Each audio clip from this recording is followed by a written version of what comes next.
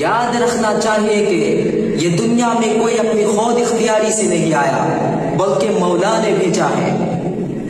স্মরণ রাখতে হবে এই পৃথিবীর মাঝে কেউ নিজের ইচ্ছা অনুযায়ী আসতে পারেনি, বরং আল্লাহ তাআলা পাঠিয়েছেন বিধায় আসতে পেরেছি। কেন পাঠিয়েছেন, কি জন্য পাঠিয়েছেন, কতটুকু জমিন জুড়ে আমার দায়িত্ব থাকা চাই, পুরো দুনিয়াকে লেহি, তাম পৃথিবীর জন্য নয়। আমার দায়িত্ব তো আমার সত্তার উপর, আমার পরিবারের উপর, আমার মহল্লার উপর।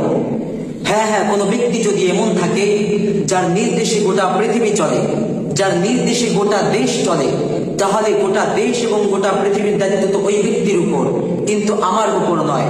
আমার দায়িত্ব যেই জিনিস আমার করায়ত্তে রয়েছে, আমার জিম্মাদারিতে রয়েছে, আমার দায়িত্ব আমার সত্তার উপর, আমার পরিবারের উপর, আমার মহল্লার উপর, সেই দায়িত্বটুকু কি আমি পালন করতে পেরেছি কিনা সেটাই দেখার বিষয়।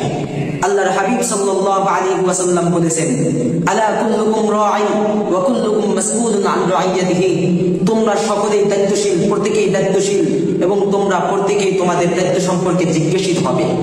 তোমার সামনে যখন কোনো অন্যায় কাজ করা হয়, তখন তোমার নিজের সক্ষমতা থাকা সত্ত্বেও সেই অন্যায় কাজে তুমি বাধা দিয়েছো কিনা সেটাই দেখার বিষয়।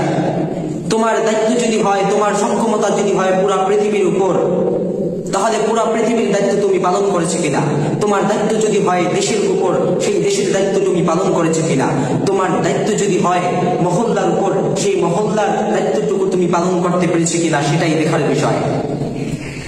আল্লাহর হাবিব সাল্লাল্লাহু আলাইহি ওয়াসাল্লাম আরেক হাদিসের মধ্যে বলেন, মান রাআ মিনকুম মুনকারান ফালইয়ুগাইয়িরহু বিয়াদিহি ফাইন লাম ইস্তাতি' ফাবিলিসানিহি ফাইন লাম ইস্তাতি' ফাবিকলবিহি।